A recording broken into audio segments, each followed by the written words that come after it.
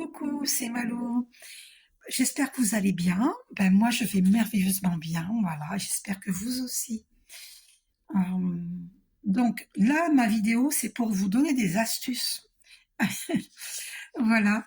Donc, par exemple, donc pour ceux qui prennent des médicaments, qui sont obligés d'en prendre, eh bien, sachez que la banane, il y a un côté gluant chez la banane. Eh ben, ça va faire comme une couche d'huile sur, c'est pas de l'huile, mais comme une couche d'huile sur votre estomac. Et ainsi, ça va vous éviter un ulcère, ça va vous éviter des crampes d'estomac. Enfin, la banane, c'est très bien. Euh, voilà.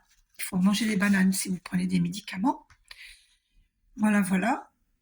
Ensuite, pour faire la recette de dentifrice naturel. Donc, je vous dis comment il faut faire. Parce que c'est important d'avoir des produits naturels. Vous mettez de la crème de noix de coco bio.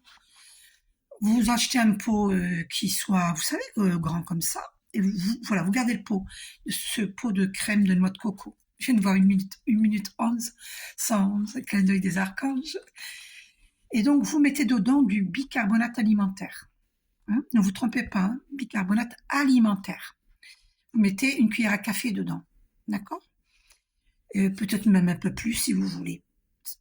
Voilà. Ensuite, vous mettez 3 gouttes de tea free, de huile essentielle de tea free. Tea free, je sais pas si je le prononce bien. Ça s'écrit T2E et plus loin free, FR2E. D'accord? Et le tea free, ça donne bonne haleine, ça sent bon. Le, le, le bicarbonate alimentaire, ça désinfecte la bouche. D'accord? Ça vous évite d'avoir des aftes, tout ça. Et la crème de noix de coco, ça va, c'est une huile, hein, donc ça va protéger vos gencives et vos dents, et l'émail de vos dents. Donc, le bicarbonate alimentaire ne va pas vous faire du mal, ne va pas être corrosif pour vos gencives, parce que la crème de noix de coco, c'est très riche. Ça nourrit, c'est très riche. Vous pouvez même l'utiliser pour, attention à vos yeux quand même, pour votre peau, pour tout votre corps, pour votre peau. Moi, j'ai découvert cela. Cette recette, c'est une amie qui me l'avait donnée parce qu'elle me donne plein de recettes et elle est très penchée sur tout ça, c'est génial. Et moi, j'adore aussi. Et elle m'avait dit cette recette et même elle m'a donné la recette de la lessive naturelle. Je vais vous la donner.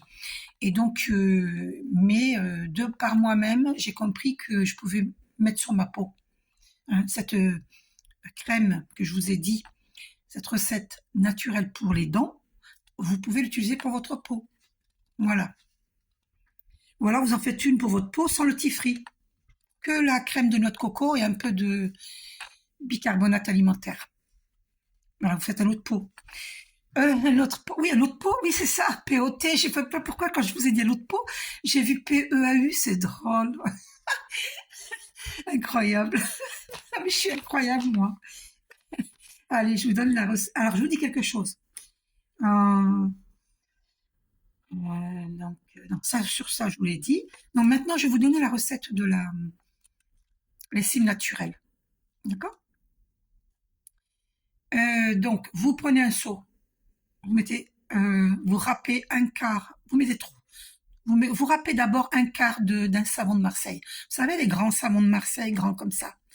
Eh bien, vous râpez un quart de savon de Marseille dans le seau. Vous remplissez d'eau chaude, vous mettez 3 litres. D'accord?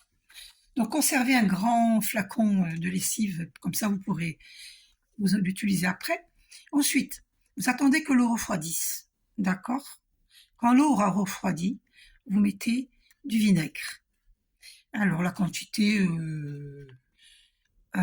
j'ai sifflé sans faire exprès en disant alors la quantité, alors je me rappelle plus, mais vous mettez 1 ou 2 verres de vinaigre, vous voyez, parce que le vinaigre ça va enlever les taches sur vos vêtements, c'est efficace et ça blanchit le linge. Donc vous mettez 2 ou 3 verres de vinaigre. Ensuite, vous mettez, faut que c'est bien refroidi pour mettre le. Ah, je viens de voir 4 minutes 44. Faut que ça ait bien refroidi. Et donc, vous mettez aussi 12 ou 13 gouttes de lavande, d'huile essentielle de lavande. D'accord? Voilà. Vous touillez, vous touillez, vous touillez. Alors, le bicarbonate alimentaire plus le vinaigre, ça va, vous allez voir, ça va faire une effervescence, hein. Mais ne vous inquiétez pas. Voilà. Ensuite, une fois que vous touillez avec une cuillère en bois surtout, pas du métal, hein, en bois, vous touillez, vous touillez. Si vous n'avez pas en bois, vous prenez plastique, mais surtout pas le métal. Vous touillez et puis vous mettez ça dans le flacon. Et après, vous faites comme une lessive que vous achetez en grande surface. Vous mettez un verre entier dans votre machine pour laver le linge.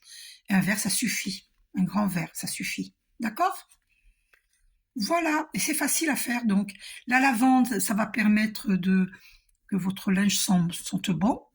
Et puis, ça a un autre avantage, c'est que ça fait fuir les entités.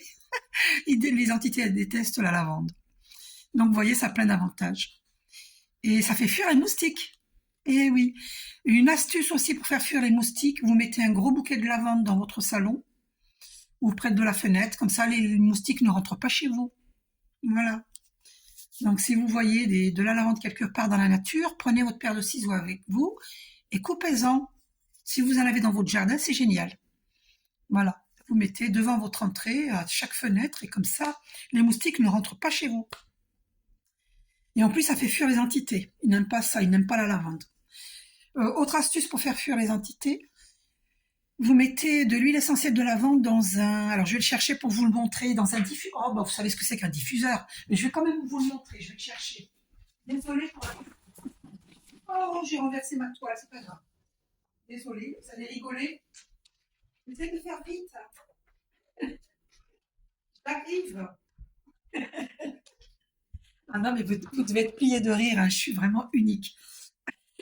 Voilà. Ça, oh, il faudra que je le nettoie. C'est un diffuseur. Voilà. Et quand on l'ouvre, il faudra que je le nettoie. Et là, il y a de l'huile essentielle de lavande. Voilà. D'accord? Il faut que j'en remette et que je le nettoie. Alors, voilà. Ça fait un moment que je ne l'ai pas utilisé. Je vais le réutiliser bientôt. Et donc, ça va sentir bon la lavande dans votre maison et ça fait fuir les moustiques. C'est génial, non? Euh, Ensuite, qu'est-ce que je peux vous dire? Donc, voilà. Ben là, le savon de Marseille, autant que possible, acheter du vrai savon de Marseille. Voilà, voilà, voilà.